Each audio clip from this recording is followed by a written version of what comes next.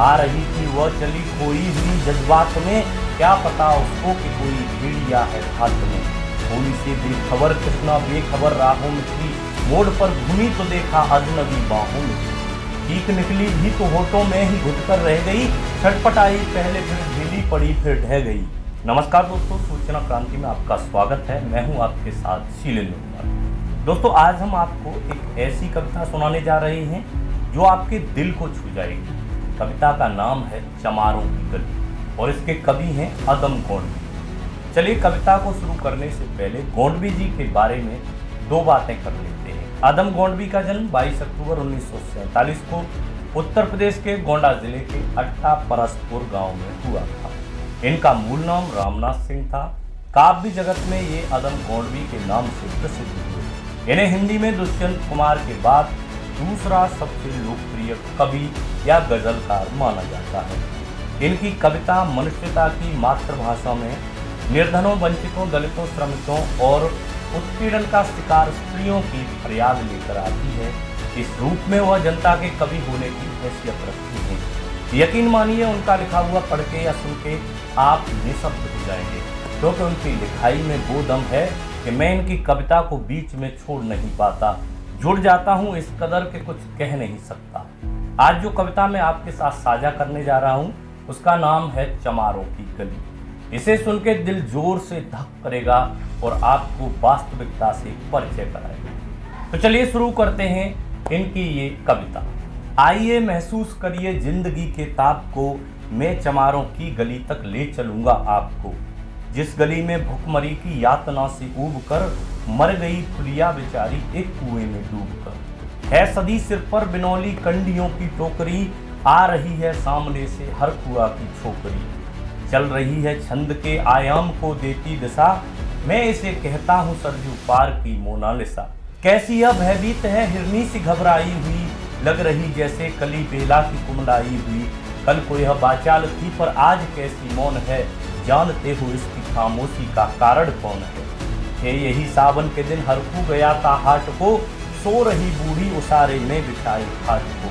डूबती सूरज की किरणें खेलती थी रेत से, घास का गट्ठर लिए वह आ रही थी वह चली खोई हुई जज्बात में, क्या पता उसको कि कोई भेड़िया है हाथ में।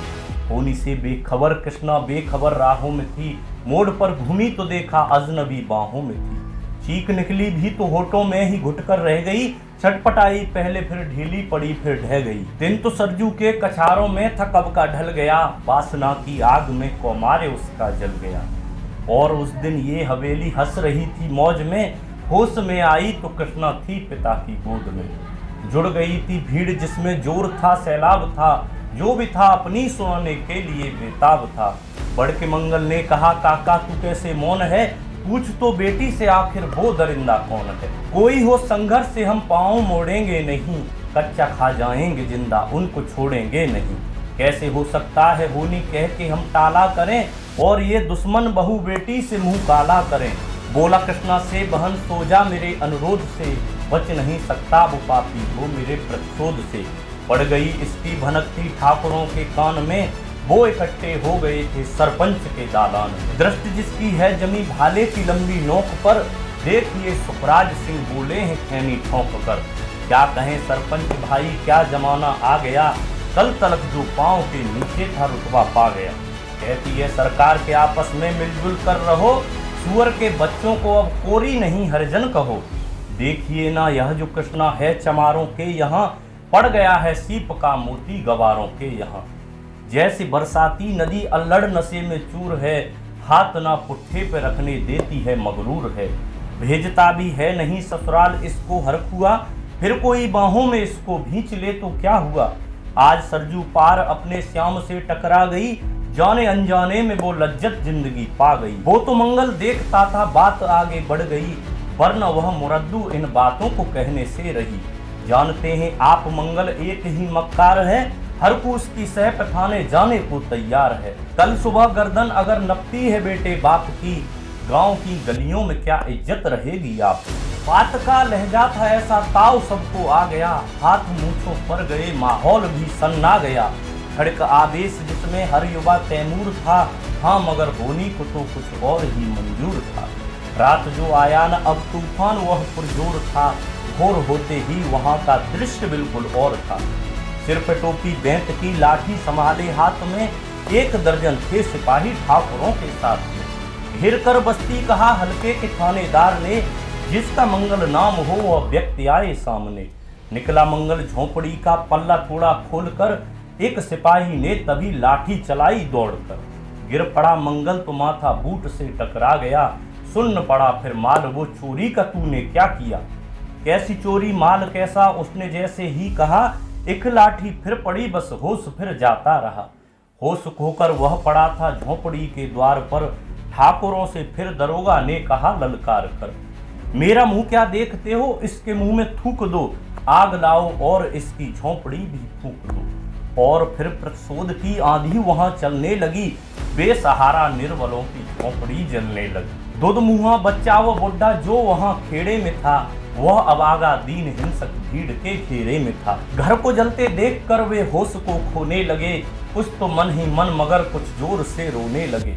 कह दो इन कुत्तों के पिल्लों से ये इतराए नहीं, हुक्म जब तक मैं न दूं कोई कहीं जाए नहीं। यह दरोगा जी के मुंह से शब्द झरते फूल से, आ रहे थे फेलते लोगों को अपने रूल से। फिर दहाड़े इनको डंडों से सुधारा जाएगा, ठाकुरों से जो भी टकराया वो मारा जाएगा। एक सिपाही ने कहा साइकिल किधर को मोड़ दें, वो समय आया नहीं मंगल कहो तो छोड़ दें। बोला थानेदार मुर्गे की तरह मत बांध दो, वो समय आया नहीं तो लाठियों पर टांग लो। ये समझते हैं कि ठाकुर से उलझना खेल है, ऐसे पाजी का ठिकाना घर नहीं है जेल है। पूछते रहते हैं मुझसे लोग अक्सर यह सवाल, कैसा है कहिए न सरजू पार की कृष्णा का हाल। उनकी उत्सुकता को शहरी नग्नता के ज्वार को, सड़ रहे जनतंत्र के मक्कार पैरोकार को, धर्म संस्कृत और नैतिकता के ठेकेदार को, प्रांत के मंत्रीगणों को, केंद्र की सरकार को मैं निमंत्रण दे रहा हूँ, आए मेरे गांव में, तट पे नदियों के घनी अमराइयों की छांव में। गांव जिसमें आज पांचाली उघाड़ी जा रही, या अहिंसा की जहां पर नथ उतारी जा रही। हैं तरसते कितने ही मंगल अब लंगोटी के लिए, बेचती हैं जिस्म कितनी कृष्णा रोटी के लिए, बेचती हैं जिस्म कितनी कृष्णा ये रोटी के लिए। तो दोस्तों कविता यहीं खत्म होती है। रोना आ गया क्या? मेरा तो दिल में टक से जा लगी ये कविता। मुझे उम्मीद है कि इस कविता से आप अंत तक जुड़े रहे होंगे, बीच में नहीं छोड़ा होगा। कविता कैसी लगी कमेंट बॉक्स में अवश्य बताएं। यदि कविता अच्छी लगी हो, वीडियो पसंद आया हो तो इसे ज़्यादा से ज़्यादा शेयर करें और चैनल को भी सब्सक्राइब करें। वीडियो को अंत तक देखने के लिए आपका बहुत बहुत शुक्रिया, धन्यवाद, आभार। चलिए मिलते हैं फिर अगले वीडियो में एक नए टॉपिक के साथ। तब तक के लिए जय हिंद।